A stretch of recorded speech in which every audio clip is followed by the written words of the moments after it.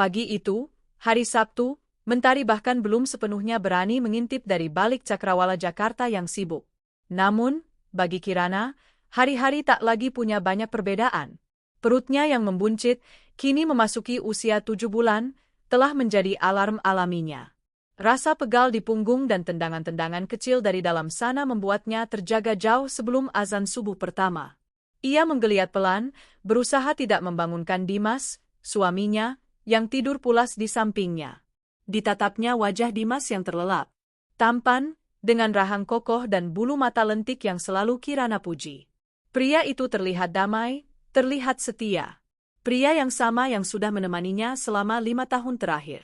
"Mas, bangun," bisik Kirana lembut, tangannya mengelus lengan Dimas. "Hari ini jadwal kita ke dokter, ingat? Jam 9. Dimas menggeliat, lalu membuka matanya perlahan. Senyum manis, senyum yang selalu meluluhkan Kirana, langsung terbit di bibirnya. "Pagi, sayang, pagi, jagoan ayah," sapanya, suaranya serak. Tangannya terulur, mengelus perut buncit Kirana dengan penuh kasih. "Maaf ya, semalam Mas lembur lagi, jadi tidurnya pulas banget." Kirana tersenyum. "Enggak apa-apa, kan demi kita juga." "Ya sudah, kamu mandi gih, nanti kita sarapan. Aku udah siapin roti bakar." Dimas mengangguk, mencium kening Kirana sekilas, lalu bangkit menuju kamar mandi. Kirana menghela napas. "Lembur?" Kata itu sudah menjadi begitu akrab di telinga Kirana beberapa bulan terakhir. Sejak kehamilannya membesar dan ia memutuskan untuk lebih banyak mengelola bisnis butik online-nya dari rumah, Dimas tampak bekerja semakin keras di kantornya, sebuah perusahaan properti. Kirana tidak pernah mempermasalahkannya. Ia mandiri. Bisnis butiknya, yang ia rintis dari nol, kini sudah sangat sukses, bahkan omsetnya jauh melampaui gaji Dimas sebagai manajer junior.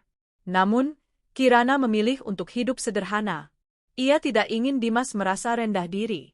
Mereka tinggal di rumah peninggalan orang tua Kirana yang mungil namun asri di pinggir kota.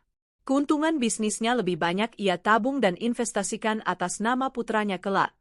Ia membiarkan Dimas mengambil peran sebagai kepala rumah tangga, membayar tagihan, mencicil mobil, meski Kirana tahu, uang Dimas seringkali pas-pasan.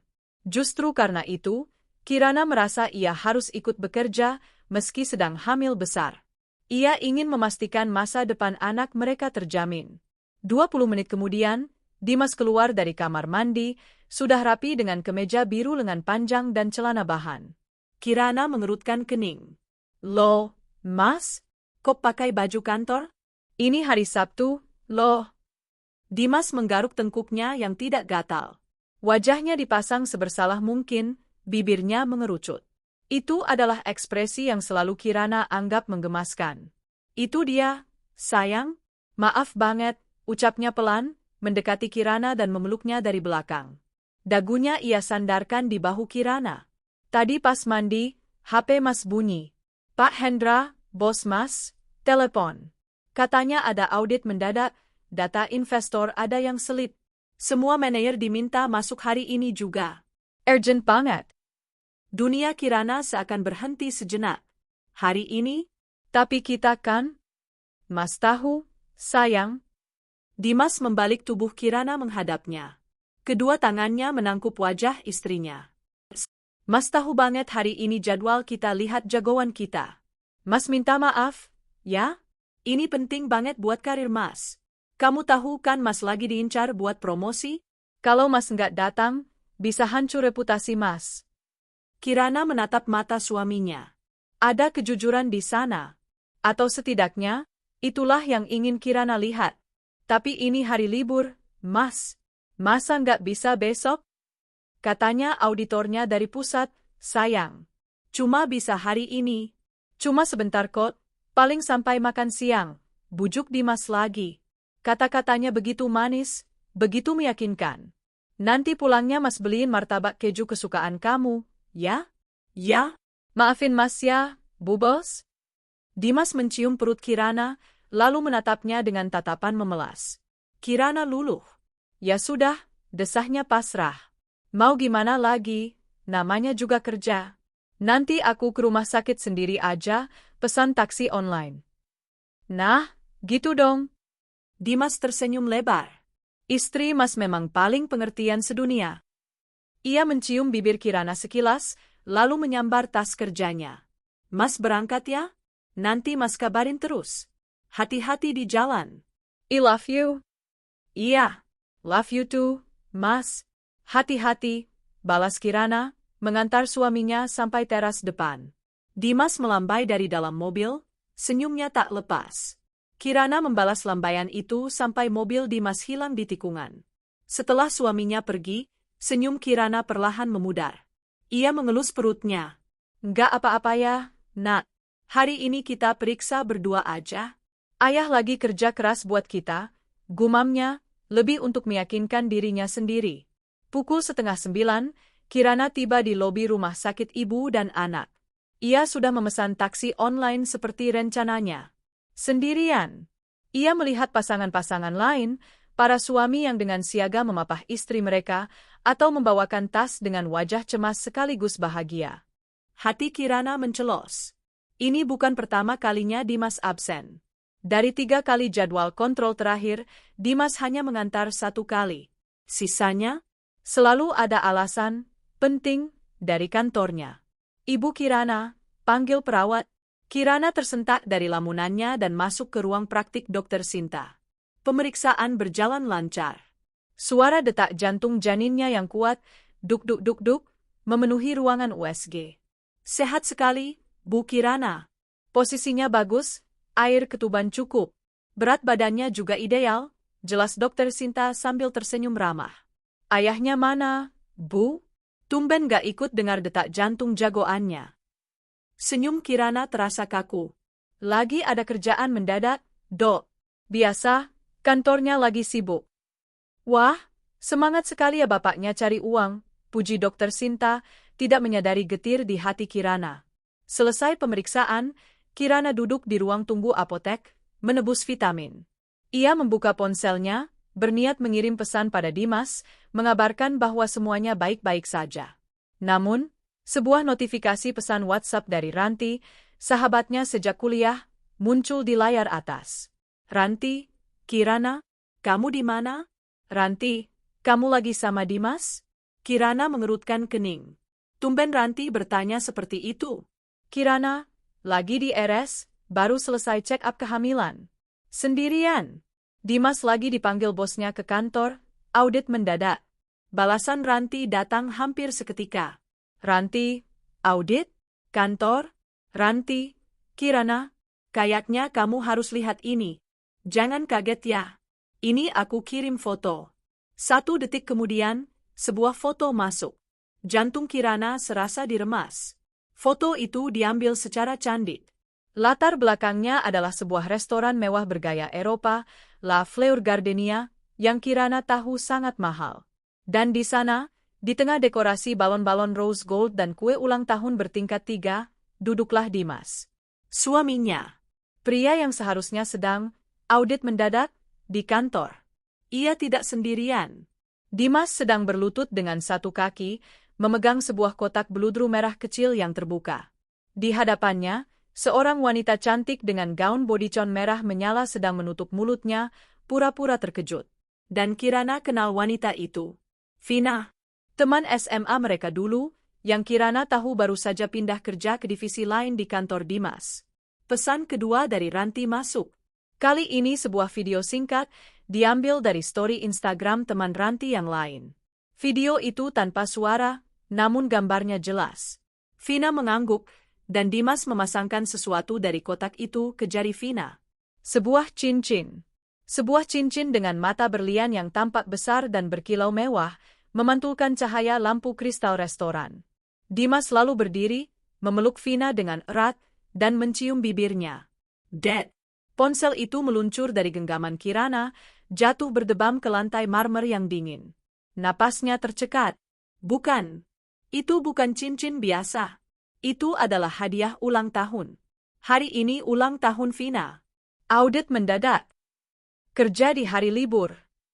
Demi promosi. Semua kata-kata manis Dimas pagi tadi berputar di kepalanya, berubah menjadi kaset rusak yang memuakkan. Kehidupan sederhana. Kirana tertawa. Tawa kering yang nyaris terdengar seperti isakan. Hidup mereka sederhana karena Dimas memang tidak punya uang. Tapi, untuk pelakornya, untuk Vina, Dimas bisa membelikan berlian mewah di restoran paling mahal di kota. Sementara istrinya yang sedang hamil 7 bulan, yang bekerja keras membiayai sebagian besar hidup mereka, harus pergi ke rumah sakit sendirian. Tangan Kirana terkepal di atas perutnya. Bayinya menendang, seolah merasakan amarah yang membara di dalam dada ibunya. Perawat memanggil namanya untuk mengambil obat, tapi Kirana tidak bergerak.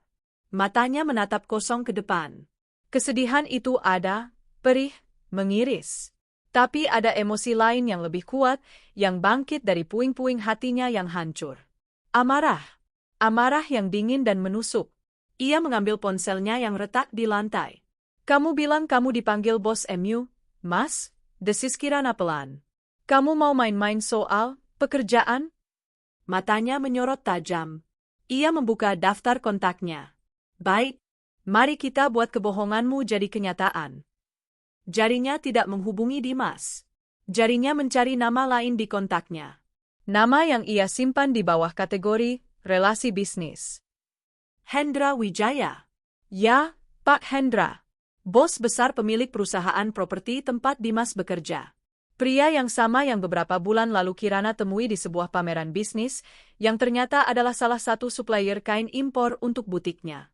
Pria yang sama yang memuji kesuksesan bisnis Kirana dan tidak tahu bahwa Kirana adalah istri dari manajer junior di perusahaannya. Jari Kirana menekan tombol panggil.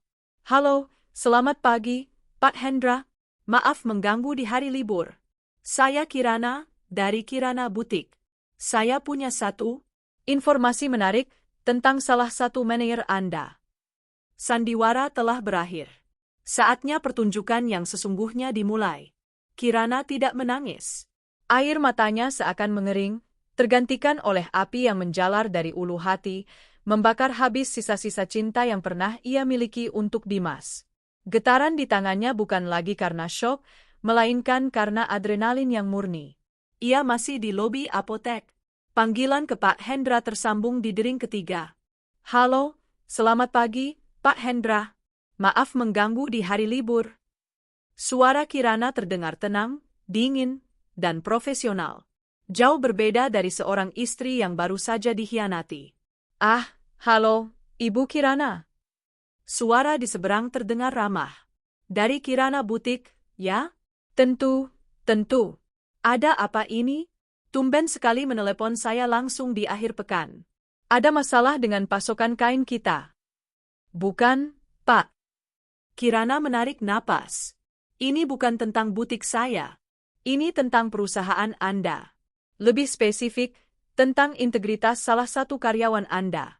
Seorang manajer junior atas nama Dimas Prakasa." Hening sejenak di seberang. Nada bicara Pak Hendra langsung berubah serius. "Dimas? Ada apa dengannya? Dia seharusnya sedang bekerja di kantor Anda hari ini. Katanya, ada audit mendadak atas perintah langsung dari Anda." "Apa?" Suara Pak Hendra terdengar kaget, lalu jengkel. "Audit? Hari Sabtu? Omong kosong apa itu? Kantor libur total hari ini. Tidak ada jadwal apapun."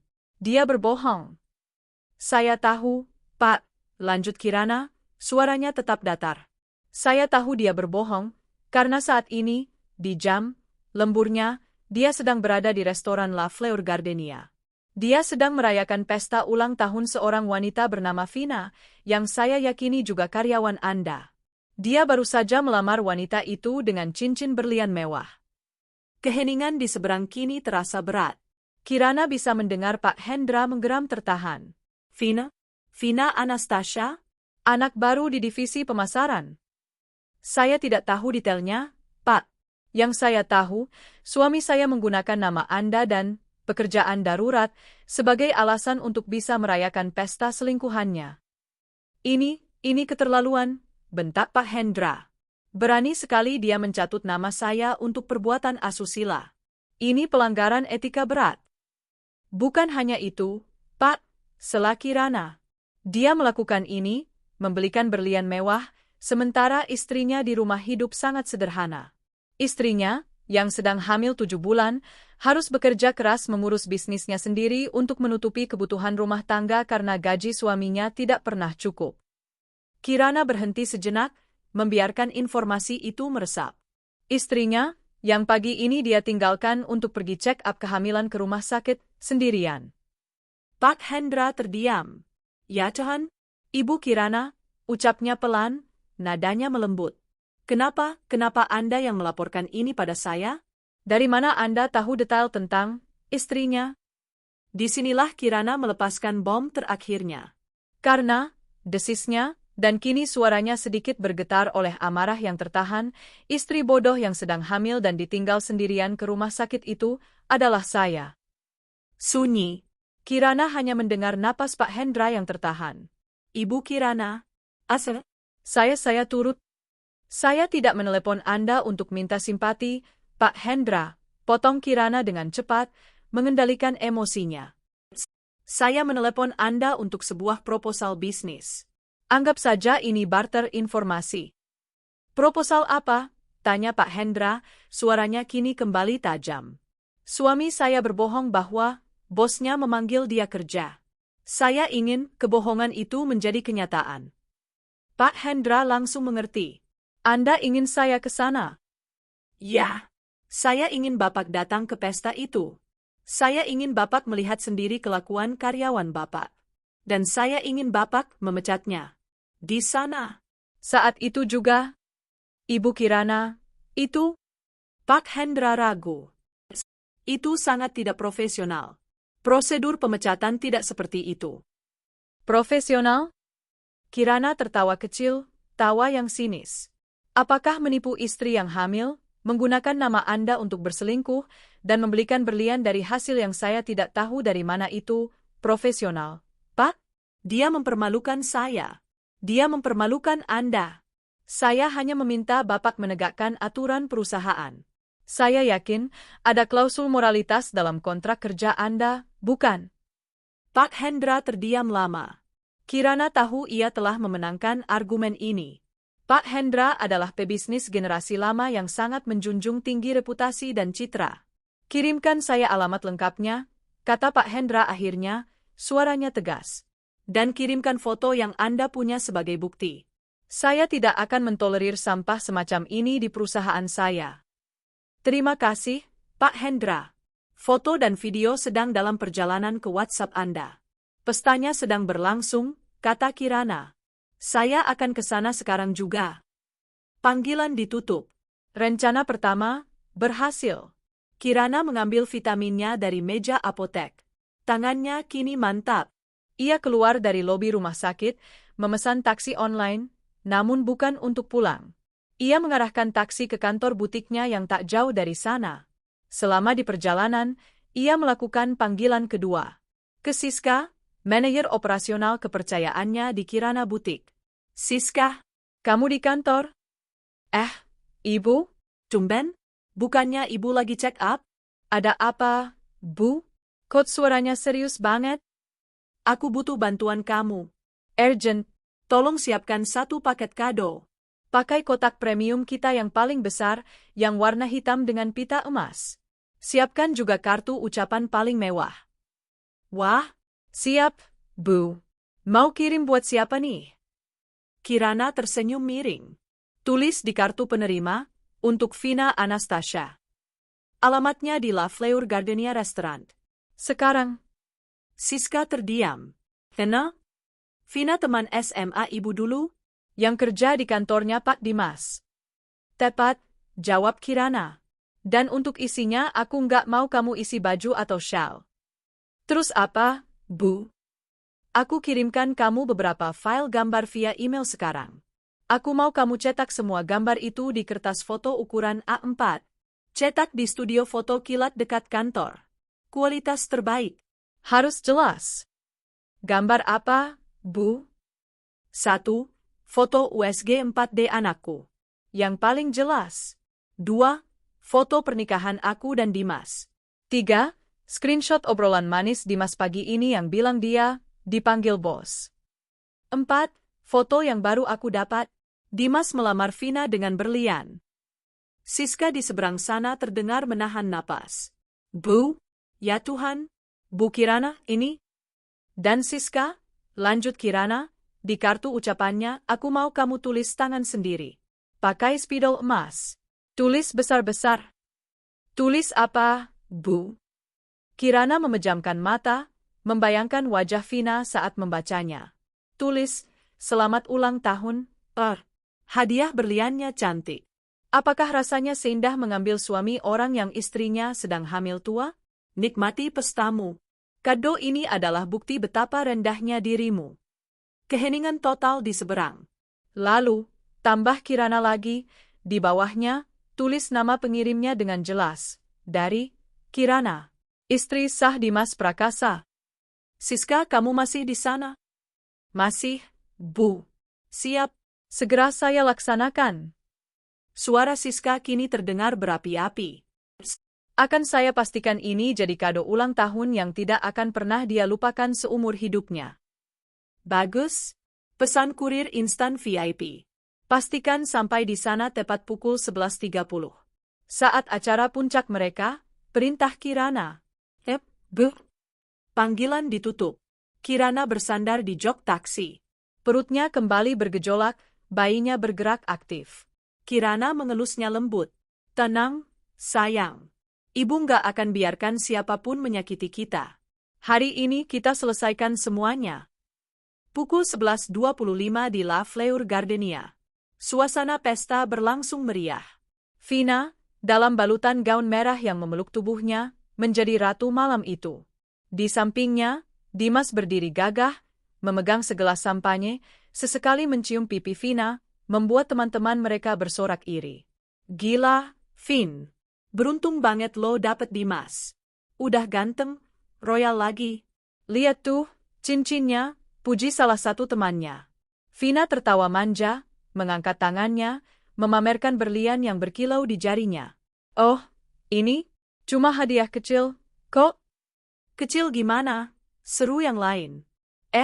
Dimas, istrimu yang di rumah itu gimana? Udah beres? Dimas tertawa meremehkan. Dia? Gampang itu. Dia lagi hamil besar, nggak akan bisa kemana-mana. Dia terlalu sibuk sama bisnis butik sederhananya itu. Dia pikir aku lagi lembur di kantor. Bodoh kan? Vina terkikik. Kasihannya. Tapi salah sendiri sih, jadi istri kok nggak bisa maintenance badan. Hamil bikin jelek, kan? Mereka berdua tertawa, tidak menyadari sepasang mata di sudut ruangan milik Pak Hendra, menatap mereka dengan nyala api. MC, pesta itu, salah satu teman Vina, mengambil mikrofon. Oke, guys, saatnya acara puncak. Kita panggilkan birthday girl kita, Vina, untuk potong kue. Musik, Happy Birthday, diputar. Vina dan Dimas berdiri di depan kue bertingkat, bersiap memotong. Tepat pada saat itu, seorang kurir berseragam rapi dan membawa kotak hitam besar yang sangat mewah, masuk ke ruangan. Permisi, maaf mengganggu pestanya. Saya ada kiriman paket spesial untuk Nona Vina Anastasia. Semua mata tertuju pada kotak itu. Vina tampak kaget sekaligus tersanjung. Wah, apalagi ini? Serunya. Kamu ya, Mas? Nggak cukup berliannya. Dimas ikut tersenyum bangga, mengira itu adalah bagian dari kejutan lain yang tidak ia tahu. Buka aja, sayang. Kayaknya dari pengagum rahasiamu. Dengan penuh percaya diri, di depan semua kamera ponsel temannya, Vina membuka pita emas itu. Ia mengambil kartu ucapan besar di atasnya. Ia membacanya. Senyum di wajah Vina langsung membeku. Bibirnya bergetar. Matanya membelalak ngeri membaca tulisan spidol emas yang mencolok itu. Selamat ulang tahun, pelakor. Ia buru-buru melempar kartu itu ke lantai, tapi sudah terlambat. Beberapa temannya yang terdekat sempat membacanya. Apa itu tadi? Pelakor, bisik seseorang. Sayang, kamu kenapa? Tanya Dimas, masih belum sadar. Dengan tangan gemetar, Vina membuka tutup kotak itu. Ia merogoh ke dalam, mengira akan menemukan barang mewah. Yang ia tarik keluar pertama kali adalah selembar kertas foto mengilap. Foto USG 4D. Wajah bayi yang mungil dan jelas. Apa ini? Tanya Vina, bingung. Dimas merebut foto itu. Wajahnya langsung pucat pasi. Dia kenal foto itu. Itu adalah foto USG terakhir calon anaknya. Vina, masih histeris, merogoh lagi. Ia menarik keluar lembar kedua. Foto pernikahan Dimas dan Kirana yang sedang tersenyum bahagia. Tamu-tamu mulai berbisik hebat. Loh, itu kan Kirana? Istrinya Dimas, kan? Dia hamil? Tunggu, jadi Dimas masih punya istri. Ini fitnah. Ini editan, jerit Vina, mulai panik. Ia menarik keluar lembar terakhir. Screenshot percakapan Dimas. Dan foto Dimas yang sedang melamarnya tadi pagi, foto yang sama dengan yang Ranti kirimkan. Dimas, ini apa? Kamu bilang kamu sudah urus perceraianmu, bentak Vina. Sayang, aku bisa jelaskan. Ini pasti kerjaan Kirana. Dia gila. Dimas berusaha merebut foto-foto itu, tapi terlambat. Semua sudah tersebar di lantai. Pesta yang meriah itu kini hening, hanya diisi bisikan-bisikan sinis. Vina menangis histeris, malu, dan marah. Kerjaan siapa? Suara berat dan berwibawa itu memotong keributan. Pak Hendra Wijaya melangkah maju dari sudut ruangan. Aura kekuasaannya langsung membuat seisi ruangan terdiam. Wajah Dimas berubah dari pucat menjadi seperti mayat hidup. Lututnya lemas. Pak Hendra, gagap Dimas. Bapak, ngapain di sini? Bukannya Bapak? Di kantor? Pak Hendra tersenyum sinis. Melakukan audit mendadak yang kamu jadikan alasan untuk menipu istrimu yang sedang hamil, begitu? Dunia Dimas runtuh. Dimas Prakasa. Dan Anda, Vina Anastasia, lanjut Pak Hendra, suaranya menggema di ruangan yang hening itu. Kalian berdua menggunakan fasilitas kantor, mencatut nama saya, dan melakukan perbuatan tidak bermoral yang memalukan nama baik perusahaan. Di saat yang seharusnya kalian dedikasikan untuk keluarga atau istirahat. Pak, ini salah paham. Saya dijebak. Vina mencoba membela diri. Dijebak? Bentak Pak Hendra. Foto-foto ini jebakan? Cincin berlian di jari Anda itu jebakan? Fakta bahwa Dimas meninggalkan istrinya yang hamil 7 bulan sendirian di rumah sakit itu jebakan.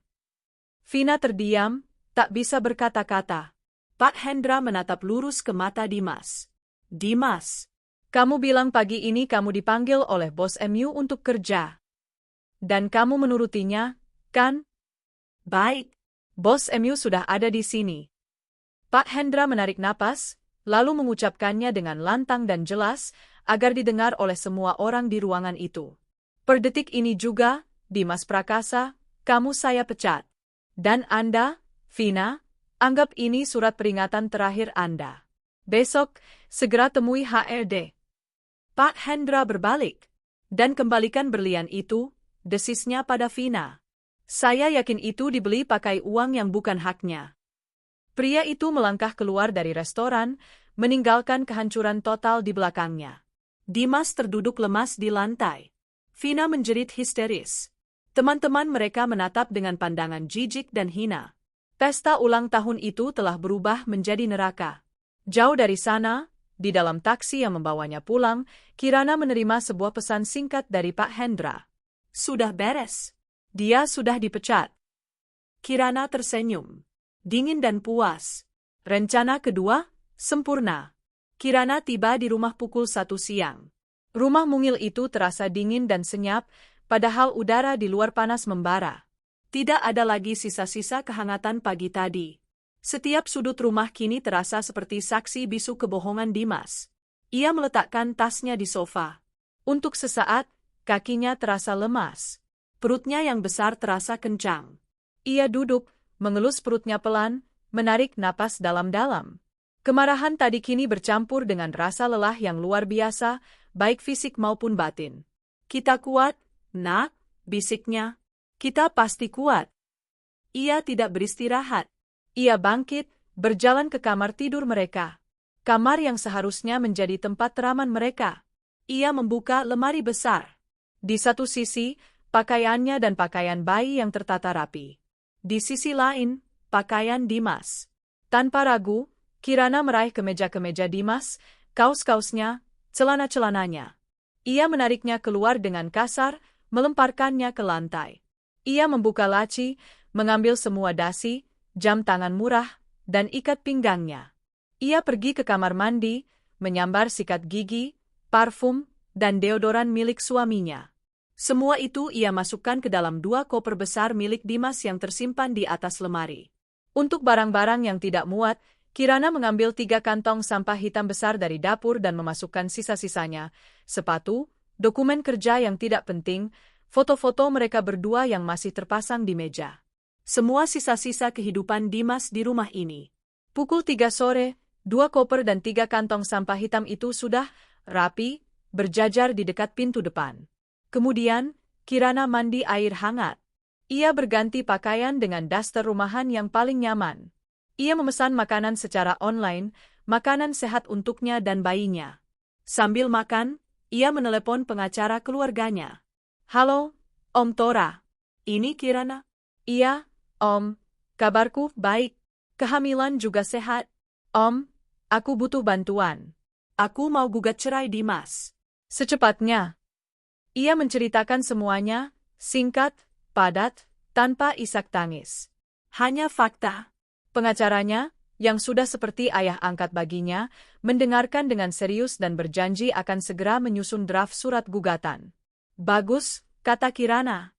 "Aku mau surat itu jadi malam ini. Kirim soft copy-nya ke emailku. Aku akan cetak sendiri." Selesai. Kini, Kirana duduk di sofa ruang tamu, menghadap pintu. Dengan secangkir teh kamomil hangat di tangannya, ia menunggu. Ia adalah sang ratu yang singgasananya baru saja coba direbut, dan kini ia menunggu sang pengkhianat pulang untuk menerima hukuman. Pukul 5:30 sore, suara mobil Dimas terdengar memasuki halaman. Jantung Kirana berdebar sekali, bukan karena rindu, tapi karena ini adalah saatnya. Suara kunci dimasukkan ke lubang pintu terdengar bergetar. Pintunya terbuka. Dimas berdiri di ambang pintu, seperti mayat hidup. Wajahnya pucat, matanya merah dan bengkak, entah karena menangis atau karena malu. Kemeja biru yang pagi tadi terlihat rapi, kini kusut masai. Dasinya sudah miring entah kemana. Bau alkohol dan sisa parfum Vina yang menyengat, tercium bahkan dari jarak 3 meter. Pria yang pagi tadi pergi dengan senyum manis dan penuh percaya diri, kini telah hancur. Pandangannya langsung tertuju pada tumpukan koper dan kantong sampah di sebelahnya. Lalu, ia menatap Kirana, yang duduk tenang di sofa, menatapnya dengan pandangan yang tidak bisa ia baca. Dingin, kosong. Suaranya serak. "Sayang, kamu ini apa-apaan?" Ia melangkah masuk, hendak mendekati Kirana, hendak memeluknya seperti biasa. "Berhenti di situ," kata Kirana. Suaranya pelan, namun tegas dan menggetarkan. "Jangan sentuh aku." Dimas membeku.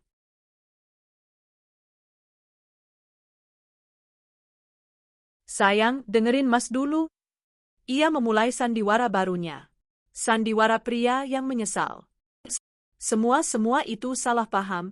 Vina yang jebak Mas. Dia? Jebak? Kirana tertawa kecil. Tawa yang sangat kering dan pahit. "Dia jebak kamu dengan berlutut dan melamarnya pakai berlian?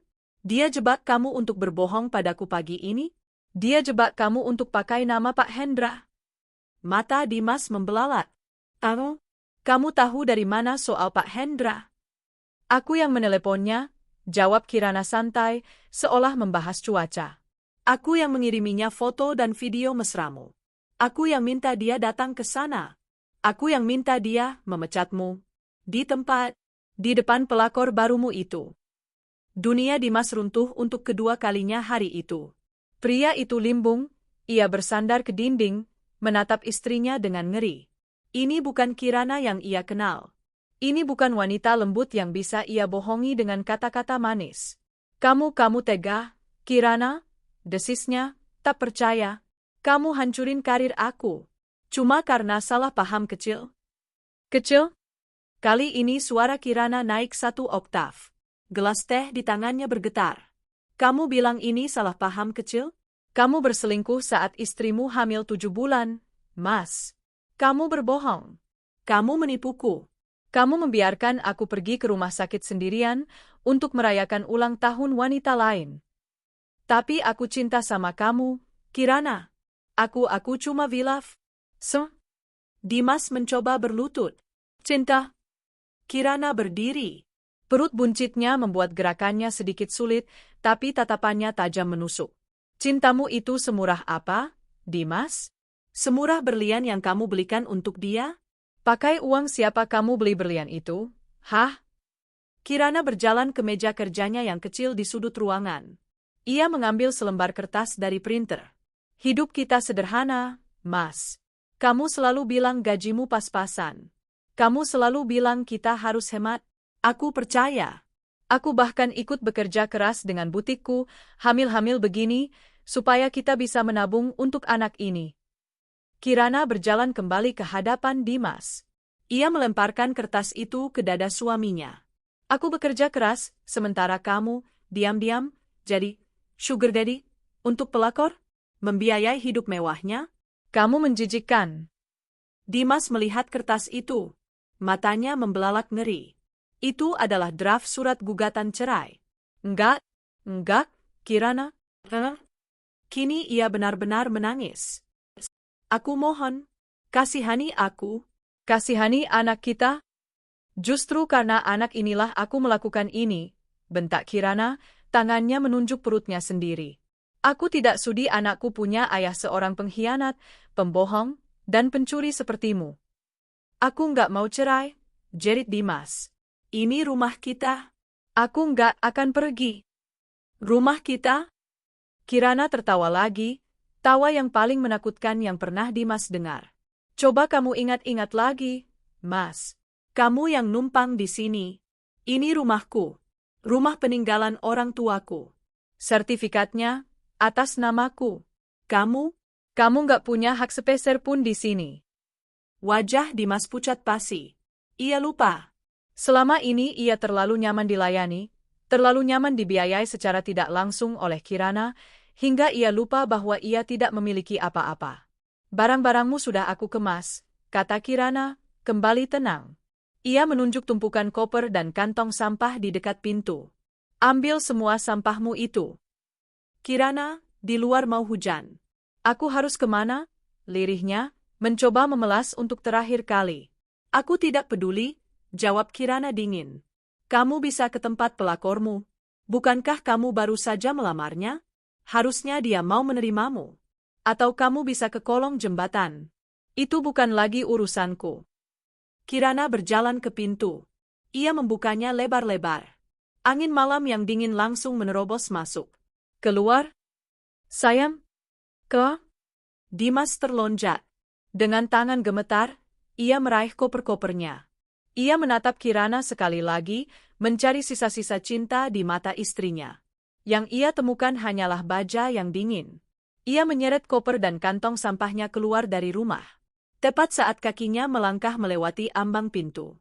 Brat! Pintu itu dibanting tepat di depan wajahnya. Suara kunci diputar dari dalam terdengar nyaring, mengunci takdirnya.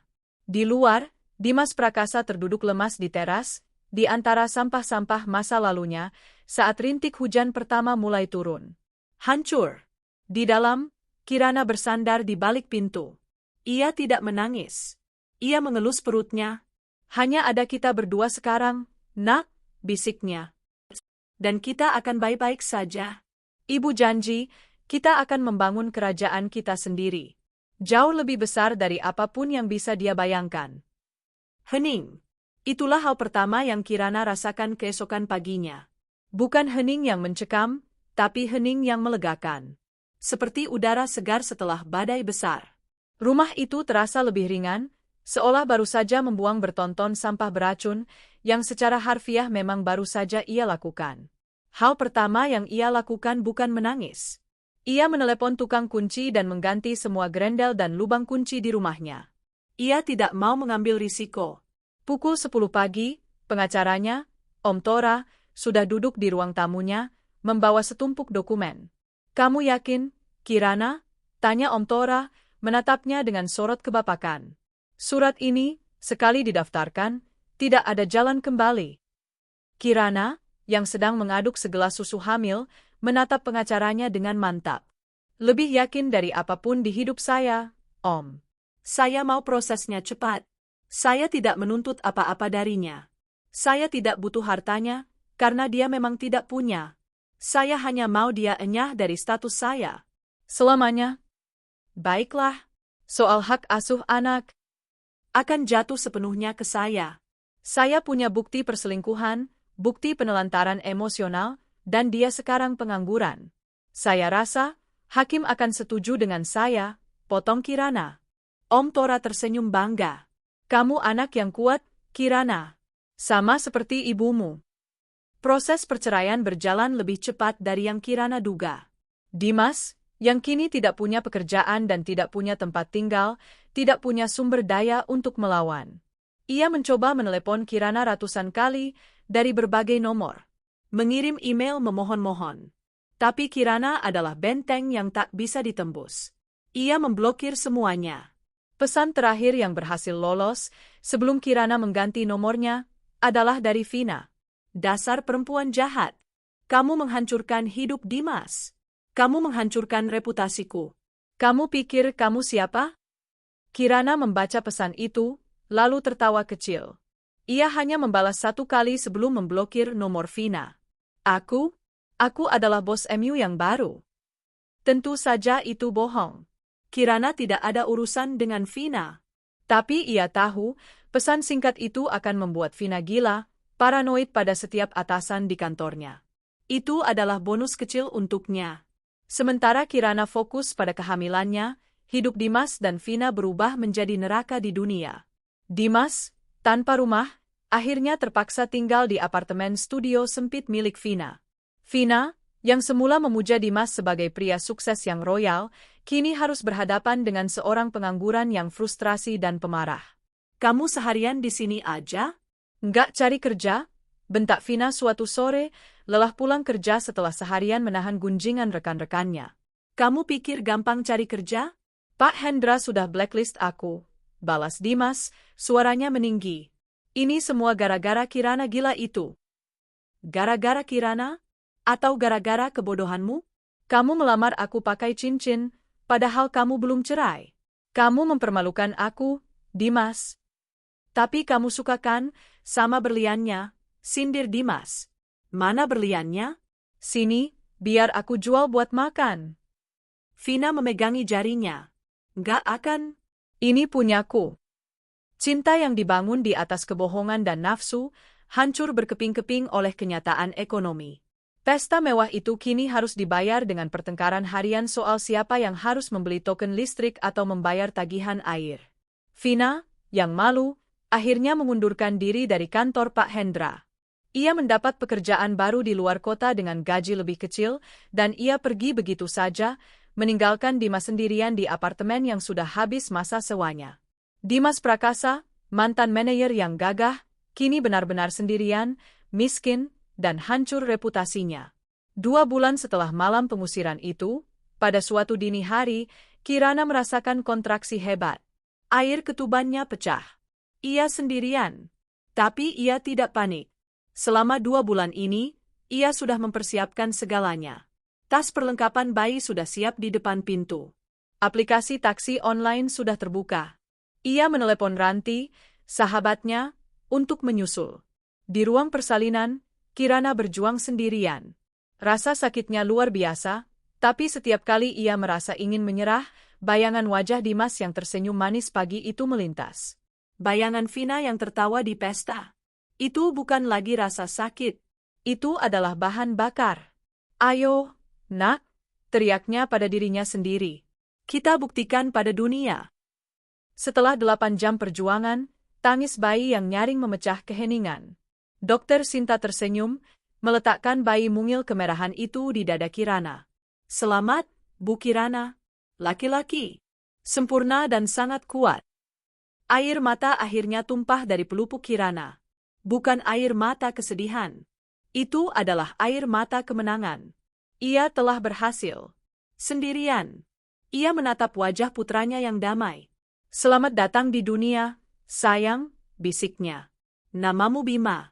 Bima Perkasa. Yang akan tumbuh jadi pria kuat dan jujur, tidak seperti, sudahlah. Ia mencium kening putranya. Ini adalah awal yang baru. 5 tahun kemudian. Gedung perkantoran mewah di jantung kawasan bisnis Sudirman. Di lantai 35, sebuah plakat perak berkilauan di dinding lobi, KNB Group, CEO, Kirana Dewi.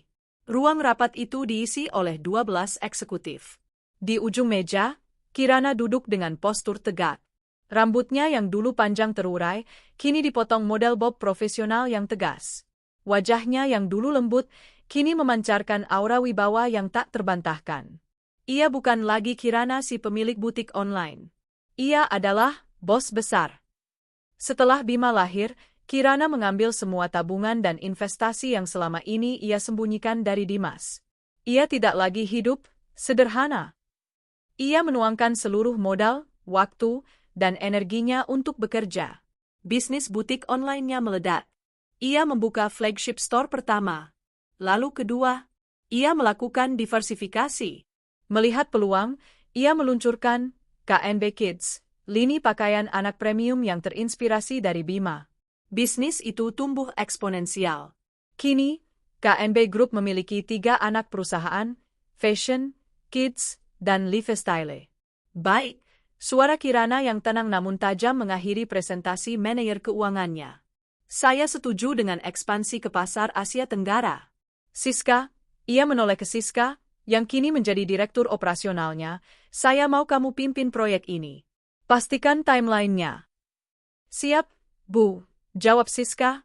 Rapat selesai. Para eksekutif keluar ruangan dengan langkah sigap. Kirana menyandarkan tubuhnya di kursi. Ia memijat pelipisnya. Lelah, tapi puas.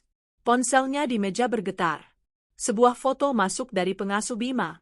Foto Bima yang berusia 5 tahun, memakai seragam TK-nya, tersenyum lebar memamerkan gigi ompongnya. Kirana tersenyum. Senyum tulus seorang ibu.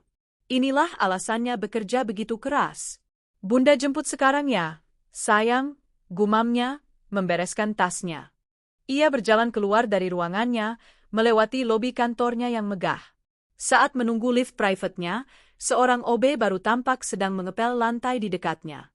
OB itu tampak kurus, lebih tua dari usianya. Wajahnya penuh kerutan lelah, rambutnya menipis, dan punggungnya sedikit bungkuk. Ia mengepel dengan lesu, seolah tak punya semangat hidup. Saat OB itu mendongak untuk menggeser embernya, mata mereka bertemu. Jantung Kirana berhenti sedetik. OB itu membeku. Wajahnya pucat pasi. Bibirnya bergetar. Itu Dimas. Kirana menatapnya. Dari manajer junior yang tampan, menjadi OB yang menyedihkan. Inilah kehancuran yang sesungguhnya. Pria itu kini bekerja di level paling bawah, di gedung yang bahkan mungkin tidak ia sadari dimiliki oleh wanita yang ia hianati. Dimas membuka mulutnya. Kirana? Pintu lift berdenting terbuka. Kirana menatapnya tanpa ekspresi. Tidak ada amarah. Tidak ada benci. Tidak ada simpati. Yang ada, hanya kekosongan. Pria itu tidak ada artinya lagi baginya. Dia hanyalah debu di lantai yang sedang dipel oleh karyawannya. Kirana melangkah masuk ke dalam lift, tanpa mengucapkan sepatah kata pun. Ia bahkan tidak menoleh ke belakang saat pintu perak itu tertutup, memisahkan dunianya yang berkilau dengan dunia Dimas yang gelap dan hancur. Ia tidak peduli. Kehancuran Dimas adalah urusannya sendiri. Urusannya sekarang adalah menjemput masa depannya, Bima Perkasa. Pintu lift perak itu tertutup, memantulkan bayangan buram Kirana yang berdiri tegak. Tapi begitu pintu itu tertutup rapat dan lift mulai meluncur turun, Kirana bersandar di dinding. Kakinya lemas. Ia tidak menyangka. Selama 5 tahun ini, ia tidak pernah sekalipun mencari kabar Dimas. Ia tidak peduli pria itu hidup atau mati. Tapi melihatnya sebagai OB di gedungnya sendiri, itu adalah sebuah ironi yang begitu kejam, begitu sempurna, hingga membuatnya mual. Pria yang pernah tidur seranjang dengannya, ayah biologis dari putranya, kini mengepel lantai yang ia pijak. Ia tidak merasakan kasihan. Ia tidak merasakan benci. Yang ia rasakan adalah jijik dan sedikit rasa takut. Bukan takut pada Dimas, tapi takut jika kotoran dari masa lalunya itu sampai mengotori dunia bersih yang telah ia bangun untuk Bima. Begitu pintu lift terbuka di lobi private-nya, Kirana melangkah keluar. Ia tidak langsung menuju mobilnya. Ia menelepon Siska, direktur operasionalnya. "Siska, kamu di mana?" Suara Kirana terdengar tenang, tapi Siska yang sudah mengenalnya puluhan tahun tahu ada nada yang berbeda. "Di lantai 30, Bu. Menyiapkan data untuk rapat besok." "Ada apa?" "Aku mau kamu urus sesuatu. Cek vendor cleaning service gedung kita. Cari data karyawan mereka. Aku mau nama Dimas Prakasa." Hening sejenak di seberang. Siska adalah satu-satunya orang selain Ranti yang tahu cerita lengkapnya. "Jangan bilang dia OB di sini, Siska. Baru saja aku lihat di lobi lantai 35, kata Kirana, suaranya dingin. "Aku tidak mau dia ada di gedung ini. Aku tidak mau dia ada di dekat perusahaanku." "Siap, Bu. Saya urus sekarang juga." "Saya akan telepon manajer vendornya dan minta dia dipecat hari ini juga." Suara Siska terdengar marah. "Jangan," potong Kirana. "Jangan dipecat begitu saja. Itu akan menarik perhatian. Lakukan dengan rapi. Panggil dia, berikan dia uang pesangon, pakai uang pribadiku, jangan uang perusahaan. Suruh dia tanda tangan surat pernyataan untuk tidak pernah menghubungi saya, perusahaan, atau keluarga saya. Buat seolah-olah ini pengurangan karyawan biasa. Aku mau dia hilang dari sini sebelum jam kerja besok pagi." "Tapi, Bu, lakukan saja, Siska. Aku tidak mau ada drama. Aku hanya mau dia pergi." "Baik, Bu. Saya laksanakan." Kirana menutup telepon. Ia berjalan menuju mobil Alphard hitamnya yang sudah menunggu di lobi basement. Sopir pribadinya membukakan pintu. Saat itulah, Kirana. Suara itu. Suara serak yang putus asa. Kirana membeku. Ia menoleh. Dari balik pilar beton, Dimas berlari ke arahnya. Seragam OB-nya yang kebesaran tampak kotor. Wajahnya basah oleh keringat dan air mata. Ia tampak 10 tahun lebih tua dari usia sebenarnya. Kurus, kuyu, dan hancur. Sopir pribadi Kirana, yang juga merangkap sebagai pengawalnya, langsung maju, memasang badan di antara Kirana dan Dimas. "Maaf, Pak. Mohon jaga jarak dari Ibu Kirana." "Kirana, ini aku." "Dimas," ia berteriak, mencoba menerobos. "Tolong, Kirana. Aku mohon, jangan pergi." Kirana mengangkat tangannya, memberi isyarat pada pengawalnya untuk diam, tapi tetap waspada. Ia menatap Dimas. Ia membiarkan pria itu melihatnya dengan jelas. Melihat setelan kerjanya yang seharga puluhan juta, tas Hermes di tangannya, dan mobil mewah di belakangnya. "Pergi," kata Kirana. "Hanya satu kata." "Enggak, Kirana, aku minta maaf." Dimas jatuh berlutut di lantai basement yang kotor. Ia bersujud. "Aku tahu aku salah. Hidupku hancur, Kirana. Setelah kamu, setelah Vina, semuanya hancur. Aku jadi gelandangan. Aku kerja apa saja. Aku baru dapat kerja di sini sebulan lalu. Aku nggak tahu ini perusahaanmu." Ia menangis terseduh-seduh, pemandangan yang sangat menyedihkan. Kirana menatapnya tanpa ekspresi. Lalu, Dimas mendongak, kaget mendengar nada dingin itu. Aku cuma mau minta maaf. Dan aku kangen Bima. Dia anakku, Kirana. Aku cuma mau lihat dia. Sekali aja. Dari jauh juga nggak apa-apa. Aku mohon." Ah, itu dia. Kartu as yang ia pikir masih ia miliki. "Anak." Senyum sinis yang tipis terbit di bibir Kirana. Ia melangkah maju satu langkah, membuat pengawalnya tegang. "Pertama," katanya, suaranya bergema pelan di basement yang sepi itu. "Anakku namanya Bima Perkasa. Dia tidak kenal kamu. Dan dia tidak akan pernah kenal kamu. Tapi aku ayahnya." "Ayah?" Kirana mendengus. "Di mana kamu waktu aku berjuang antara hidup dan mati di ruang bersalin? Di mana kamu waktu Bima demam tinggi pertama kali? Di mana kamu waktu dia belajar jalan dan jatuh? Kamu tidak ada. Kamu sibuk meratapi nasibmu yang kamu ciptakan sendiri. Jadi jangan pernah sebut dirimu ayahnya. Kirana kamu jahat? Lirih Dimas. Jahat? Kirana tertawa kecil. Kamu berani bicara soal jahat? Kamu mau aku ingatkan pagi hari Sabtu itu? Saat kamu mencium perutku dan berbohong akan pergi audit? Kamu mau aku ingatkan bagaimana rasanya melihat foto kamu melamar pelakor pakai berlian, sementara aku harus bekerja keras menutupi kebutuhan rumah. Itu Vina yang... Aku tidak peduli, potong Kirana. Kalian berdua sampah. Dan aku sudah membuang sampah itu 5 tahun yang lalu. Kirana berbalik, hendak masuk ke mobil. Aku akan tuntut kamu, teriak Dimas, putus asa. Aku akan tuntut hak asuh. Aku akan bilang ke pengadilan kamu memisahkan anak dari ayahnya. Langkah Kirana terhenti. Ia berbalik pelan. Kali ini, matanya menyala. Menuntutku, ulangnya pelan. Pakai apa? Pakai gaji OBMU?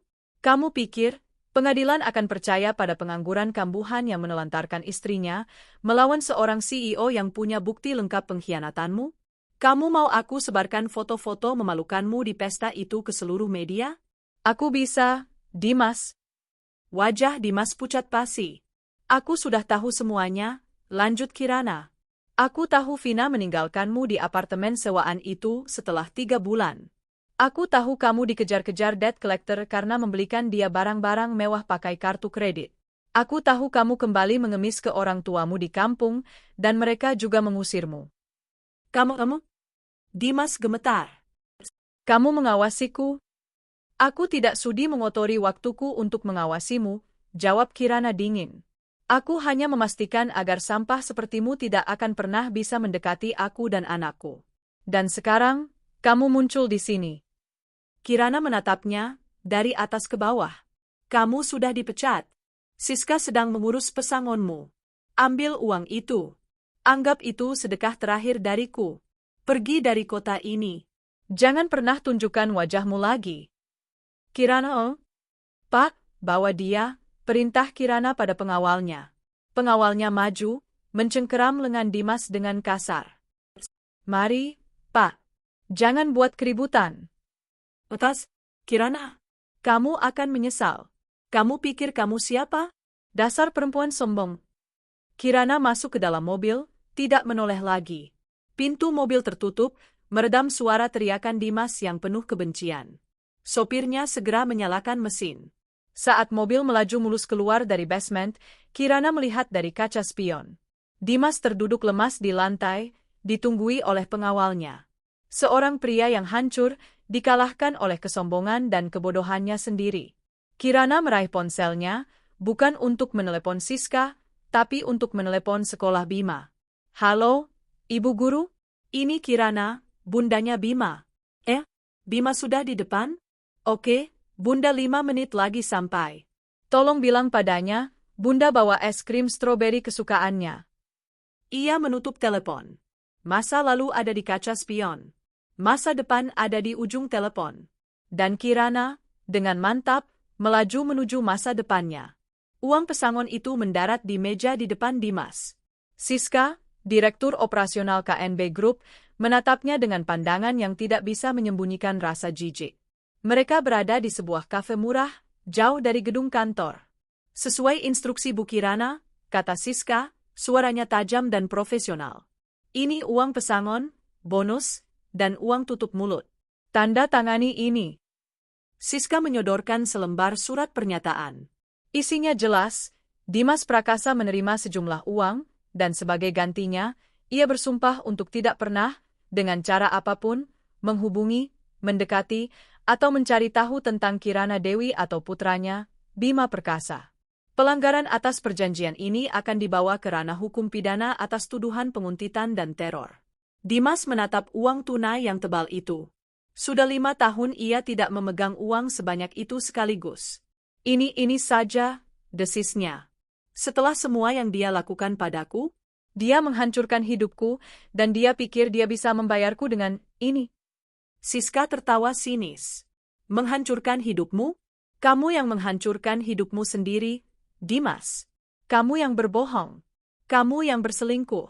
Kamu yang menelantarkan istri hamil. Bu Kirana hanya mengembalikan sampah ke tempatnya. Sekarang, tanda tangani atau saya panggil satpam. Dengan tangan gemetar karena marah, Dimas menandatangani surat itu. Ia menyambar uang itu, memasukkannya ke dalam tas selempangnya yang dekil. Bilang pada bos MU, geramnya. Dia akan menyesal.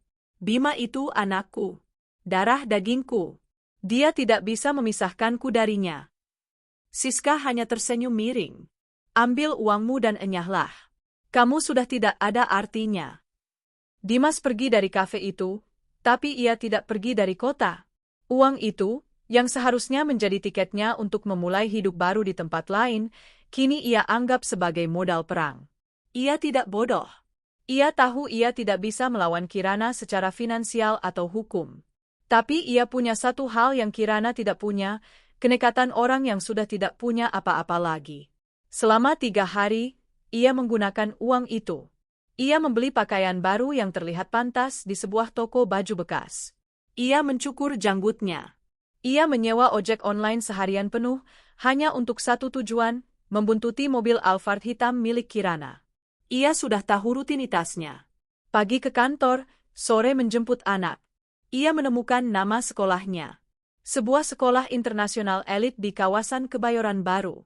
Sekolah yang biayanya mungkin lebih mahal dari total gajinya selama 10 tahun sebagai OB.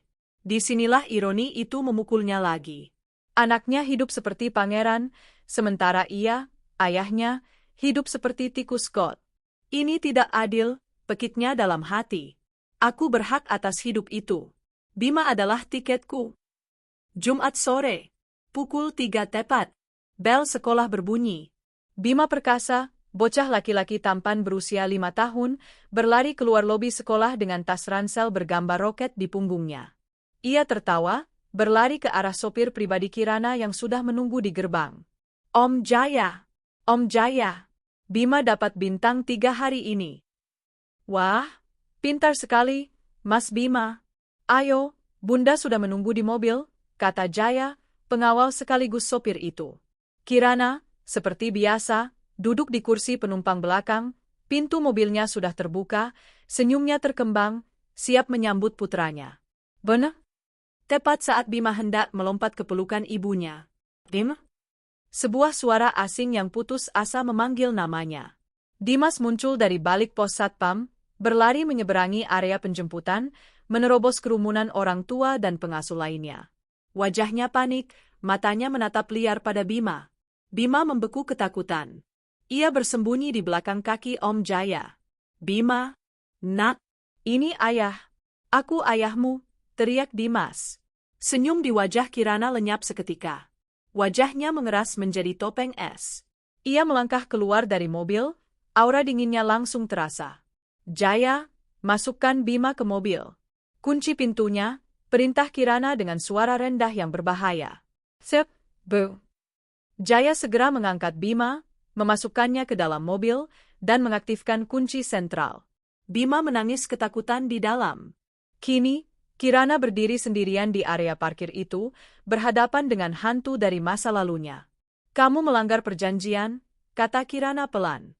Persetan dengan perjanjian, bentak Dimas. Kamu tidak bisa memisahkan aku dari anakku. Dia darah dagingku. Aku akan bawa dia.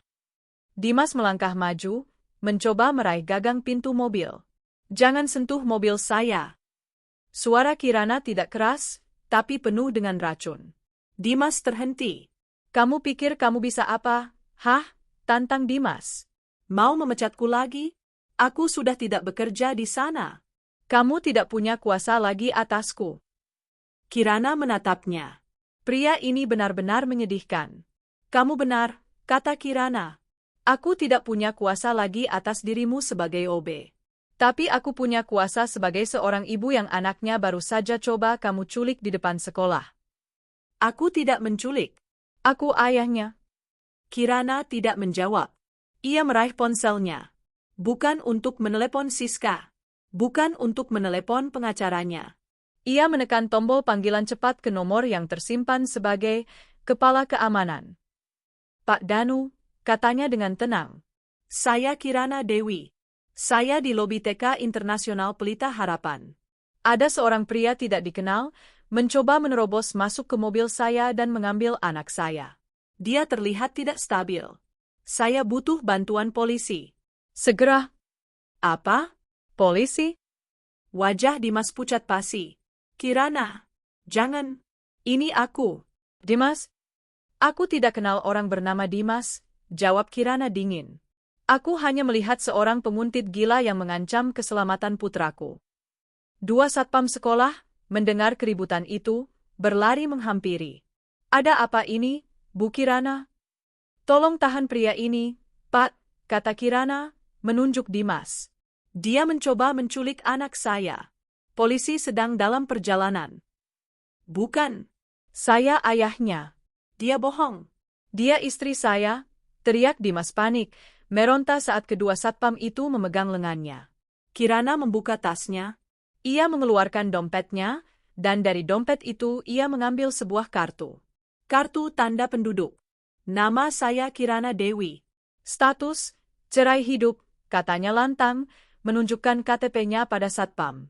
Dan ini, ia menunjukkan softcopy akta kelahiran Bima dari ponselnya, akta kelahiran putra saya. Nama, Bima Perkasa. Nama ibu, Kirana Dewi. Kolom nama ayah, kosong. Aku sudah memastikan namamu terhapus secara hukum dari hidup kami sejak lama, Dimas. Kamu bukan siapa-siapa. Mata Dimas membelalak ngeri. Kosong? Dia bahkan tidak diakui di atas kertas? Saat itulah sirine polisi terdengar. Keamanan pribadi yang ditelepon Kirana adalah seorang perwira tinggi di kepolisian, relasi bisnisnya. Dalam 3 menit, 2 mobil patroli sudah tiba di gerbang sekolah. Itu dia, Pak, kata Kirana, menunjuk Dimas yang kini meronta-ronta sia-sia. Dia yang menandatangani surat pernyataan untuk tidak mendekati saya, tapi hari ini dia melanggar dan mencoba mengambil anak saya. Polisi bergerak cepat. Dimas diborgol. Kirana, kamu akan membusuk di neraka. Kamu iblis, teriaknya, saat diseret masuk ke mobil polisi. Kamu tidak bisa melakukan ini padaku. Kirana berjalan kembali ke mobilnya. Ia membuka pintu, masuk ke dalam, dan memeluk Bima yang masih gemetar ketakutan. Enggak apa-apa, sayang.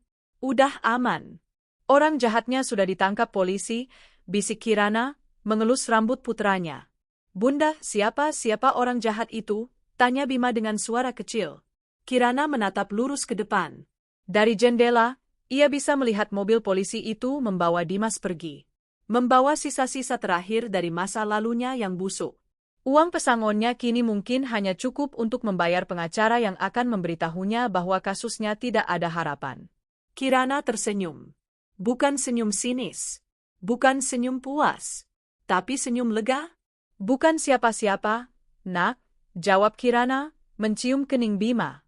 Cuma tikus yang lupa kalau dia sudah dibuang ke tempat sampah. Ayo kita pulang. Bunda sudah siapkan robot baru untuk Bima.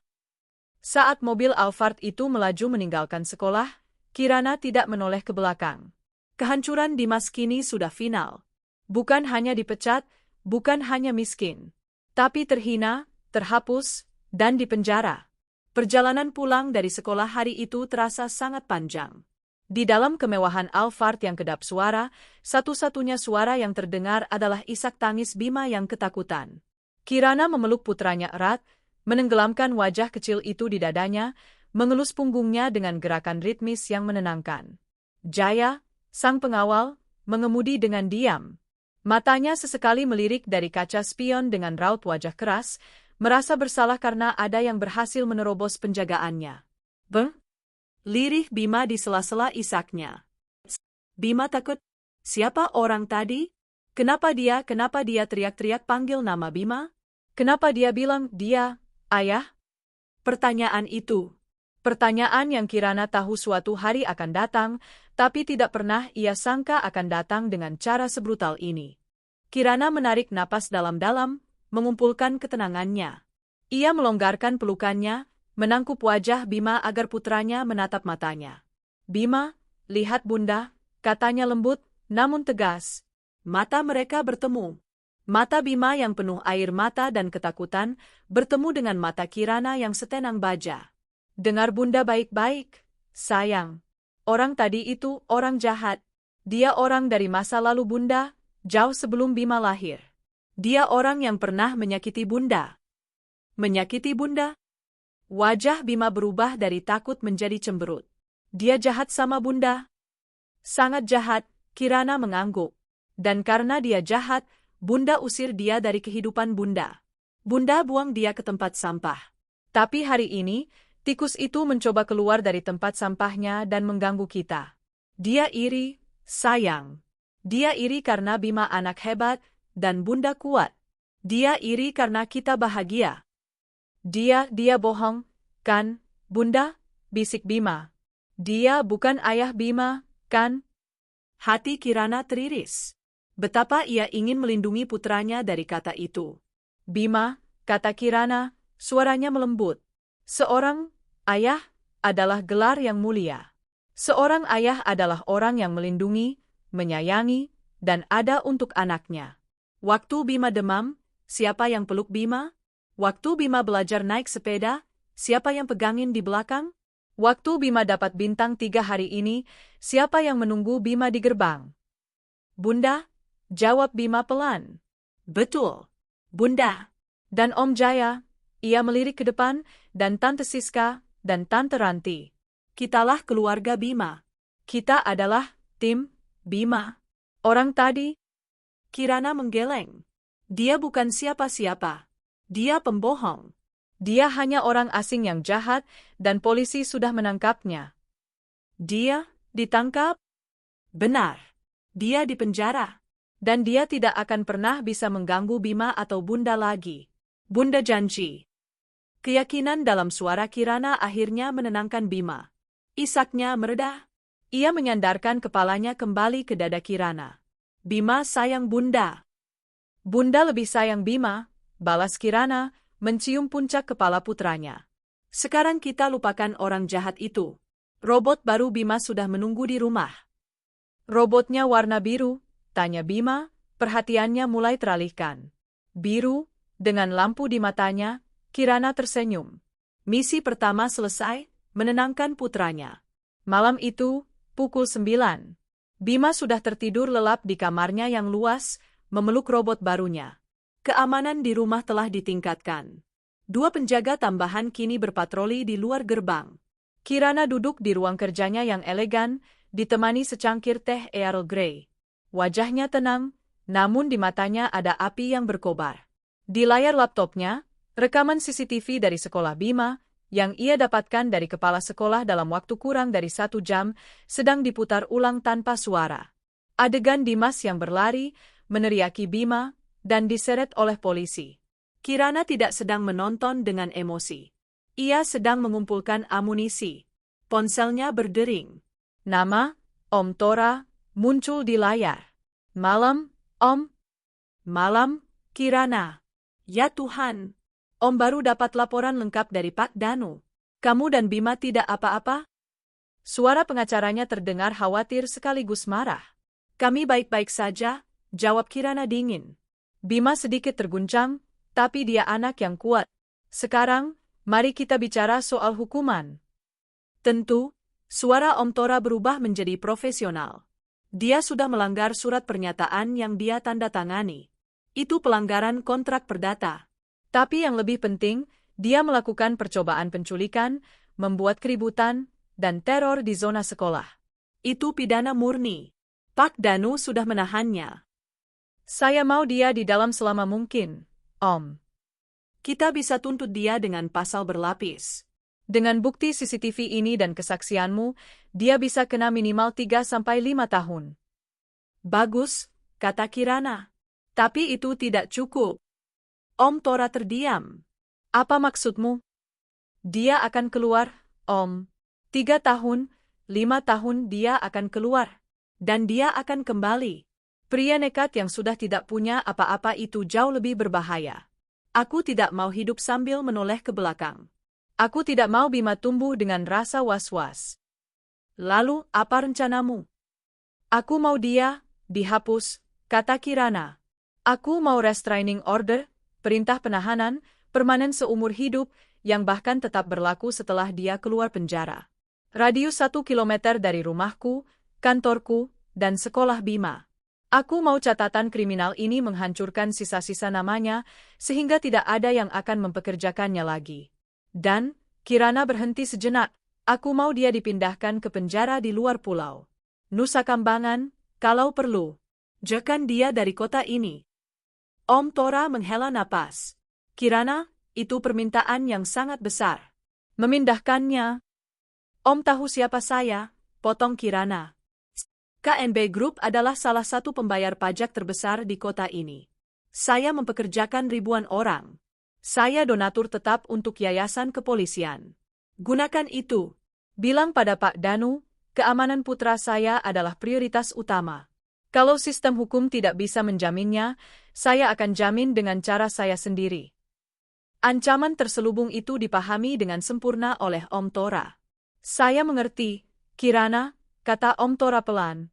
Akan saya urus. Dia telah menyentuh hal yang paling berharga bagimu. Dia sudah menandatangani surat kematiannya sendiri. Bukan kematian, Om. Hanya penghapusan. Terima kasih. Kirana menutup telepon. Ia menatap foto Bima yang tersenyum di meja kerjanya. Kerajaan yang ia bangun, gedung-gedung tinggi, ratusan toko, miliaran omset, semua itu hanyalah benteng luar. Inti dari kerajaannya adalah kamar tidur kecil di sebelah, tempat putranya tertidur aman. Dimas telah mencoba menyentuh inti itu, dan sang ratu telah menjatuhkan hukuman yang setimpal. Bukan lagi pemecatan, bukan lagi pengusiran, tapi pelenyapan total. Kirana mematikan rekaman CCTV itu. Ia menutup laptopnya. Ia bangkit, berjalan ke kamar Bima. Ia duduk di tepi ranjang putranya, memandangi wajah damai itu. Selamat tidur, pangeran kecil, bisiknya. Bentengmu sudah aman. 7 tahun kemudian, Jakarta bersinar di bawah lampu-lampu malam. Di aula utama Hotel Mulia, acara Indonesia Business Leaders Award 2032 sedang berlangsung. Ruangan itu dipenuhi oleh para konglomerat, pejabat tinggi, dan media nasional. Di meja VVIP paling depan, seorang wanita memancarkan aura yang tak terbantahkan. Kirana Dewi. Di usianya yang kini memasuki akhir 30-an, Kirana adalah definisi dari kekuasaan dan keanggunan. Ia bukan lagi hanya bos besar. Ia adalah ratu.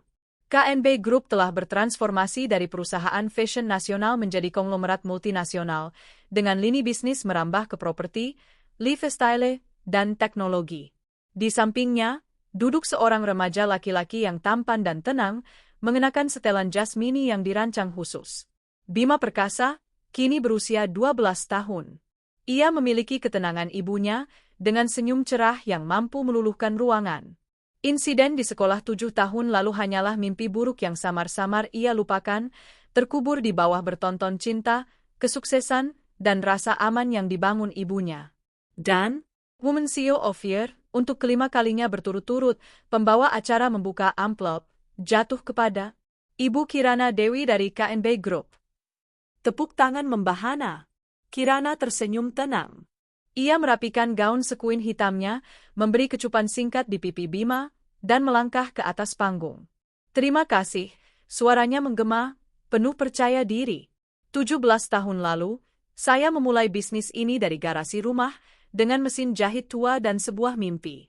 Hari ini, saya berdiri di sini. Ia menatap lurus ke kamera. Banyak yang bertanya apa rahasia saya. Modal? Keberuntungan? Bukan. Rahasia saya adalah api. Api yang menyala ketika saya didorong ke titik terendah. Api yang saya gunakan bukan untuk membakar hangus masa lalu, tapi untuk menempa baja masa depan saya. Ia berhenti sejenak, matanya beralih ke Bima. Dan rahasia saya adalah putra saya, Bima, yang mengajari saya bahwa kekuatan sejati bukan tentang tidak pernah jatuh, tapi tentang bagaimana kita bangkit, membersihkan debu, dan membangun kerajaan kita sendiri. Tepuk tangan kembali bergemuruh. Setelah acara selesai, banyak yang menghampiri Kirana untuk memberi selamat. Ia menanganinya dengan senyum profesional yang ramah namun berjarak. Benteng di sekelilingnya, yang ia bangun selama lebih dari 1 dekade, sangat kokoh. "Permisi, Ibu Kirana." Kirana menoleh. Seorang pria, kira-kira seusianya, berdiri di hadapannya. Pria itu tinggi, berkacamata, dan memiliki aura yang setara dengannya. Tenang, cerdas, dan berwibawa. Rian Sanjaya, pria itu mengulurkan tangan. Dari Aksara Group, pidato yang luar biasa. Kirana menjabat tangannya. "Pak Rian, terima kasih. Saya banyak menggunakan jasa logistik Anda. Kinerja perusahaan Anda impresif." Rian tersenyum. "Dan saya adalah penggemar berat strategi ekspansi KNB Group. Anda adalah legenda hidup, Bu." "Anda terlalu melebih-lebihkan, Pak." "Saya rasa tidak," kata Rian. Matanya beralih ke Bima, yang sedang asyik bermain game di tabletnya. "Dan ini pasti Pangeran Bima." Bima mendongak, sedikit kaget. "Bima, kenalkan, ini Pak Rian Sanjaya," kata Kirana. Bima berdiri dan menjabat tangan Rian dengan sopan. "Halo, Om." "Halo, Bima." "Bunda MU tadi hebat sekali, ya, di atas panggung," kata Rian. "Iya, dong." "Bunda Bima, kan, Superwoman," jawab Bima bangga. Rian tertawa kecil. "Saya dengar kamu jago coding?" "Tante Siska cerita, kamu yang membuat draft aplikasi internal KNB Kids." Mata Bima langsung berbinar. "Om tahu?" "Iya, aku pakai Python." "Om juga suka coding." Kirana tertegun. Siska, direktur operasionalnya, memang dekat dengan Rian karena mereka mengurus kontrak logistik. Tapi ia tidak tahu Rian sampai tahu detail tentang Bima. Rian dan Bima terlibat dalam obrolan seru tentang bahasa pemrograman, sesuatu yang Kirana sendiri tidak terlalu pahami. Rian berbicara pada Bima bukan sebagai anak kecil, tapi sebagai sesama penggemar teknologi. Ia tulus.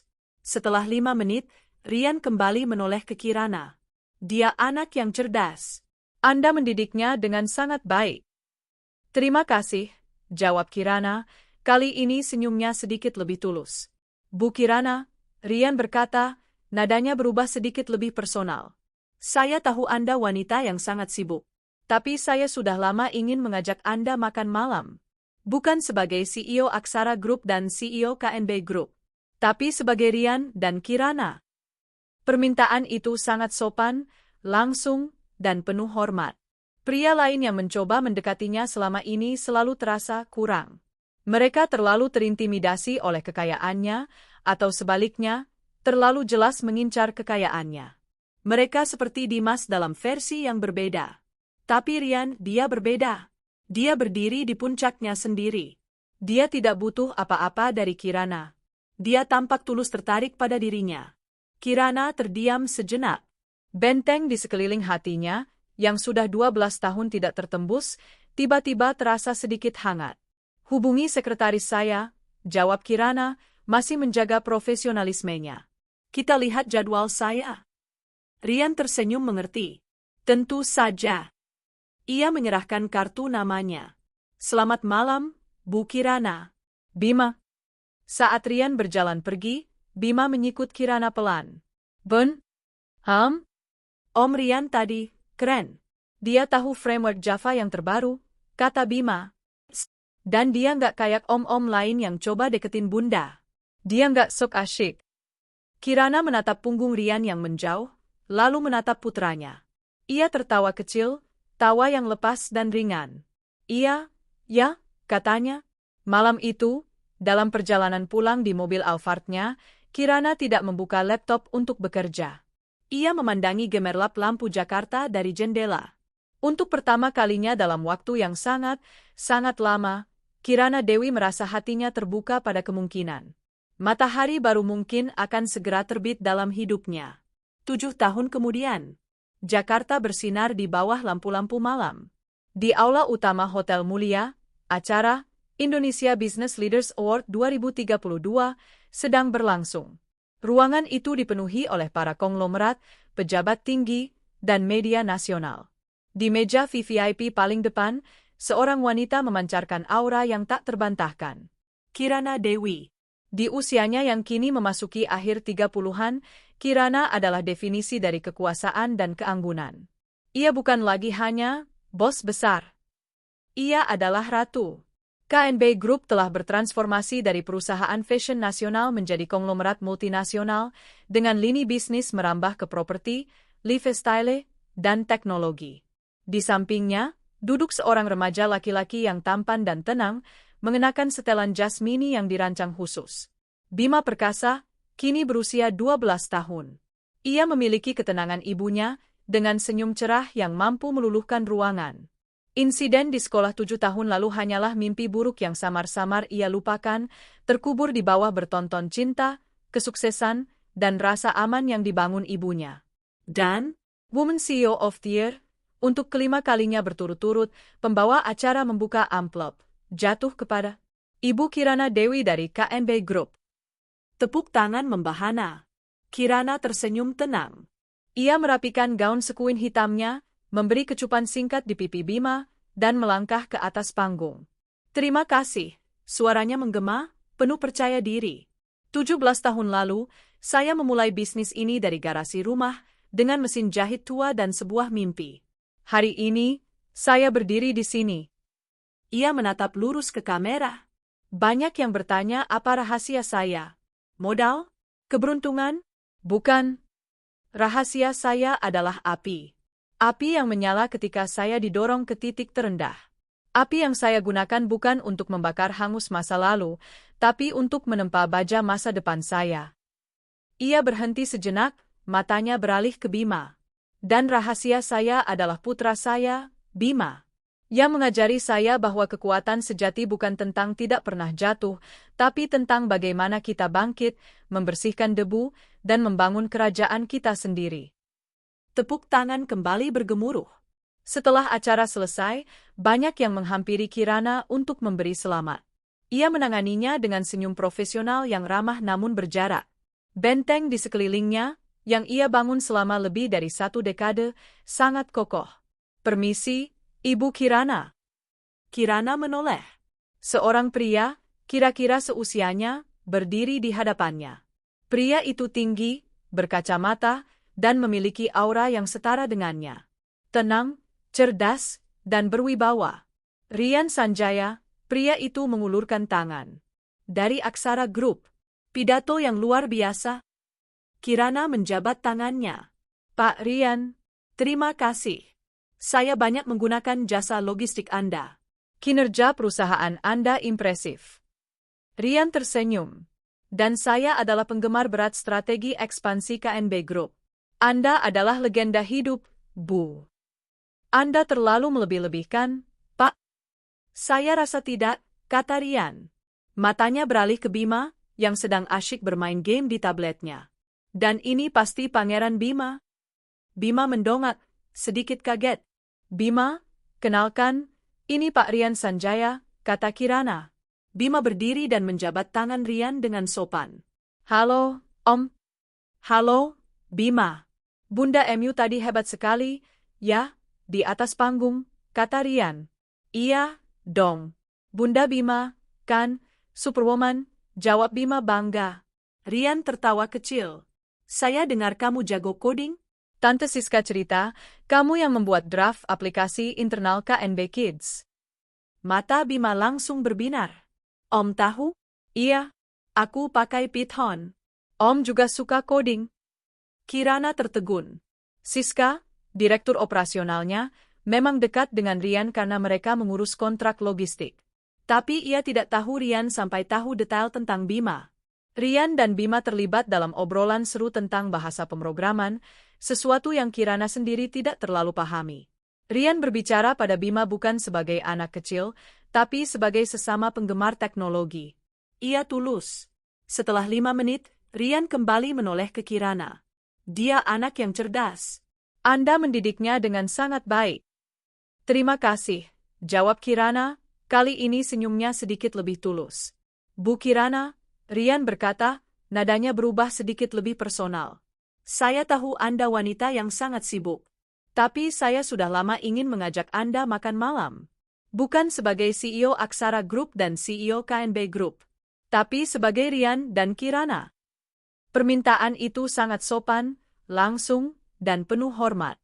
Pria lain yang mencoba mendekatinya selama ini selalu terasa kurang. Mereka terlalu terintimidasi oleh kekayaannya, atau sebaliknya, terlalu jelas mengincar kekayaannya. Mereka seperti Dimas dalam versi yang berbeda. Tapi Rian, dia berbeda. Dia berdiri di puncaknya sendiri. Dia tidak butuh apa-apa dari Kirana. Dia tampak tulus tertarik pada dirinya. Kirana terdiam sejenak. Benteng di sekeliling hatinya, yang sudah 12 tahun tidak tertembus, tiba-tiba terasa sedikit hangat. Hubungi sekretaris saya, jawab Kirana, masih menjaga profesionalismenya. Kita lihat jadwal saya. Rian tersenyum mengerti. Tentu saja. Ia menyerahkan kartu namanya. Selamat malam, Bu Kirana. Bima. Saat Rian berjalan pergi, Bima menyikut Kirana pelan. Ben? Om Rian tadi, keren. Dia tahu framework Java yang terbaru, kata Bima. Dan dia nggak kayak om-om lain yang coba deketin bunda. Dia nggak sok asyik. Kirana menatap punggung Rian yang menjauh, lalu menatap putranya. Ia tertawa kecil, tawa yang lepas dan ringan. Iya, ya, katanya. Malam itu, dalam perjalanan pulang di mobil Alphardnya, Kirana tidak membuka laptop untuk bekerja. Ia memandangi gemerlap lampu Jakarta dari jendela.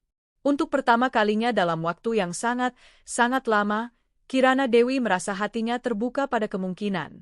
Matahari baru mungkin akan segera terbit dalam hidupnya. 5 tahun telah berlalu sejak hari kelulusan Bima di Harvard. Senja di Uluwatu, Bali, sore itu melukis langit dengan warna jingga, ungu, dan emas. Angin laut yang lembut membawa aroma garam dan gugusan bunga Kamboja. Di atas tebing yang menghadap langsung ke Samudra Hindia, di sebuah kapel kaca minimalis yang merupakan bagian dari resor termewah milik KNB Group, sebuah pernikahan intim sedang berlangsung. Kirana Dewi duduk di barisan paling depan. Di usianya yang kini hampir menyentuh akhir 40-an, ia tampak lebih agung dari sebelumnya. Ia tidak lagi memancarkan aura, bos besar, yang penuh api. Ia memancarkan ketenangan seorang ratu yang kerajaannya telah damai sentosa. Di sampingnya, Rian Sanjaya menggenggam tangannya. Cincin pernikahan mereka, yang akhirnya mereka resmikan dalam sebuah upacara privat 2 tahun setelah kelulusan Bima, berkilau di bawah cahaya senja. Di depan altar, Bima perkasa berdiri. Di usia 27 tahun, ia telah menjadi persis seperti apa yang Kirana impikan. Tampan, brilian, dan penuh integritas. Perusahaan startup AI-nya kini menjadi salah satu unicorn dengan pertumbuhan tercepat di Asia Tenggara, dan ia melakukannya dengan caranya sendiri. Hari ini, Bima menikahi wanita pilihannya, seorang arsitek muda yang cerdas dan mandiri, yang menatap Bima dengan cinta yang tulus. Saat Bima mengucapkan janji sucinya, suaranya mantap dan penuh kasih, Kirana terpekur. Pikirannya melayang, bukan ke 5 atau 10 tahun lalu, tapi ke lebih dari 20 tahun lalu. Ke sebuah pagi di hari Sabtu. Kedirinya yang sedang hamil 7 bulan, duduk sendirian di lobi rumah sakit, menatap foto pengkhianatan di ponselnya yang retak. Ia ingat rasa sakitnya, rasa perihnya, rasa marahnya. Ia ingat api yang membakar hatinya. Ia ingat pria itu. Pria yang menjadi ayah biologis Bima. Apa kabarnya dia? Kirana tahu. Pengacaranya memberinya kabar, sekadar informasi, bukan untuk diminta tanggapan, 3 tahun lalu. Setelah bebas dari penjara, Dimas tidak pernah bisa bangkit. Dihantui catatan kriminal dan blacklist di seluruh industri, ia berakhir sendirian, sakit-sakitan, dan meninggal dalam kemiskinan di sebuah rumah kontrakan kecil di kampung halamannya. Saat mendengar kabar itu, Kirana terdiam sejenak. Ia mencari-cari di dalam hatinya, apakah ada rasa puas? Rasa kasihan? Tidak ada. Yang ada hanya kekosongan. Seperti membaca berita duka tentang orang yang tidak ia kenal.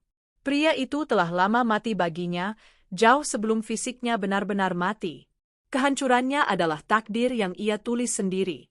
Kini, di depan matanya, adalah mahakarya sesungguhnya. Bukan KNB Group yang cabangnya tersebar di seluruh dunia. Bukan kekayaannya yang tak terhitung. Mahakaryanya adalah pria muda di depan altar itu.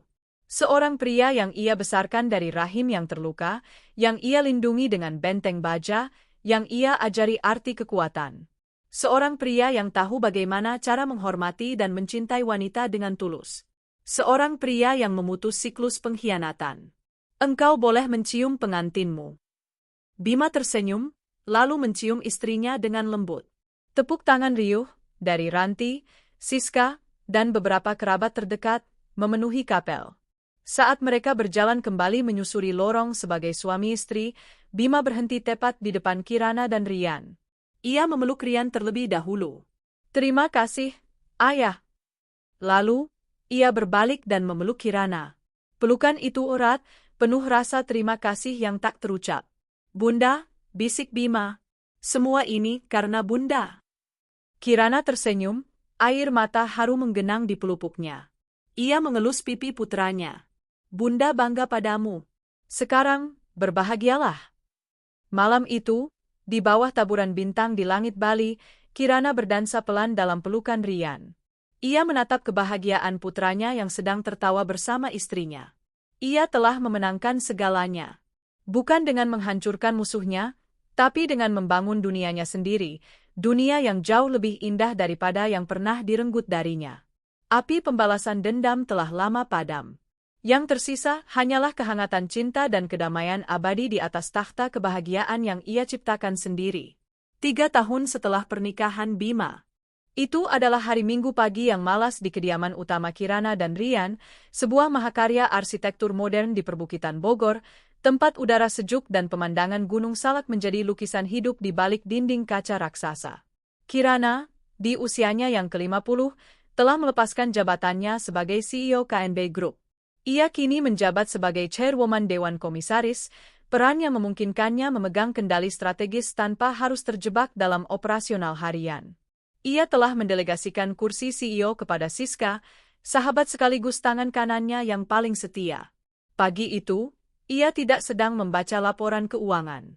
Ia mengenakan kaos linen longgar, rambutnya diikat seadanya, dan tangannya kotor oleh tanah. Ia dan Rian sedang berada di rumah kaca, merawat koleksi anggrek langka mereka. "Kamu jauh lebih cocok memegang sekop ini daripada pulpen untuk tanda tangan merger, sayang," goda Rian, yang sedang menyiram tanaman. Kirana tertawa kecil. "Jangan salah. Merawat anggrek Phalaenopsis ini butuh strategi yang lebih rumit daripada mengambil alih perusahaan kompetitor." Ketenangan mereka, sesuatu yang Kirana perjuangkan dengan darah dan air mata, terasa begitu nyata. Ini adalah kedamaian yang ia peroleh, bukan yang diberikan. Ponsel Rian berdering. Bima dan Anya di depan. Mereka datang untuk brunch. Beberapa saat kemudian, Bima dan istrinya, Anya, bergabung dengan mereka di teras yang menghadap ke taman. Mereka membawa keranjang piknik, meski mereka tahu Kirana sudah menyiapkan hidangan lengkap. "Bunda," ayah Rian, sapa Bima, memeluk Kirana erat. Anya menyusul, memeluk Kirana dan Rian dengan hangat. "Kalian terlambat 15 menit, kata Kirana, pura-pura galak, sambil menyeka tangannya yang kotor di celemek. "Maaf, Bun," kata Anya sambil tersipu. "Tadi, ada sedikit drama di perjalanan." Rian tertawa. "Drama apa? Ban bocor?" "Bukan," kata Bima. Ia dan Anya saling berpandangan, senyum gugup sekaligus bahagia terlukis di wajah mereka. Kirana berhenti mengelap tangannya. Naluri CEO-nya, kemampuannya membaca situasi, tidak pernah tumpul. Ia menyipitkan mata. "Kalian berdua terlihat seperti baru saja berhasil merampok bank." Bima tertawa gugup. "Lebih baik dari itu, Bun." Anya melangkah maju. Tangannya sedikit gemetar. Kami punya sesuatu untuk Bunda dan Ayah." Ia tidak mengeluarkan kotak perhiasan atau jam tangan mewah. Ia mengeluarkan sebuah amplop putih sederhana dan memberikannya langsung ke tangan Kirana. Kirana membukanya perlahan. Di dalamnya, hanya ada selembar kertas foto kecil yang dicetak buram. Sebuah gambar hitam putih. Gumpalan kecil yang familiar. Sebuah USG. Tangan Kirana membeku. Seluruh dunia seakan berhenti berputar. Udara di sekitarnya terasa menipis. Pikirannya melesat mundur 26 tahun lalu. Ke lobi rumah sakit yang dingin. ke dirinya yang sendirian, menatap foto USG 4D bayinya di atas lantai marmer yang retak. Foto yang seharusnya menjadi kebahagiaan, tapi malah menjadi penanda pengkhianatan terbesar dalam hidupnya. Air mata panas yang ia tahan hari itu, kini tiba-tiba mendesak keluar. Ia mengangkat kepalanya, menatap Bima. "Bun?" tanya Bima cemas, melihat ibunya terdiam. Kirana menggeleng pelan. Ia tidak menangis. Ia tersenyum, senyum terlebar, paling tulus, paling lega yang pernah dilihat Rian seumur hidupnya. "Bun," kata Bima lagi, "akan jadi nenek." Kirana menarik napas dalam-dalam. Ia melangkah maju, melewati putranya, dan langsung memeluk Anya. "Selamat datang di keluarga, sayangku," bisiknya di telinga menantunya. "Terima kasih." Lalu, ia berbalik dan memeluk Bima, putranya, mahakaryanya. Rian, yang sudah mengerti apa yang terjadi, menepuk punggung Bima dengan bangga, matanya berkaca-kaca. Kirana melepaskan pelukannya. Ia memegang foto USG kecil itu di tangannya. Foto pertama adalah awal dari perang. Foto ini adalah tanda dari kedamaian abadi. Lingkaran itu telah sempurna. Trauma terakhir telah sembuh. Warisan pengkhianatan telah terhapus. Dinasti yang ia bangun bukan lagi tentang bisnis dan gedung-gedung tinggi. Dinasti itu adalah tentang cinta, cinta yang akan ia curahkan pada cucunya. "Aku akan jadi nenek," bisik Kirana pada Rian. Rian mencium keningnya. "Dan kamu akan menjadi nenek terbaik di seluruh dunia." Kirana menatap pemandangan gunung di depannya. Cerita tentang Dimas, tentang Vina, tentang rasa sakit, semua itu bukan lagi bagian dari hidupnya. Itu adalah cerita dari kehidupan orang lain, di zaman yang lain. Ceritanya sekarang adalah tentang seorang ratu yang telah menemukan kedamaian tertingginya, bersiap menyambut seorang pangeran atau putri baru di kerajaannya. Dan ia tahu, ia akan sangat, sangat bahagia.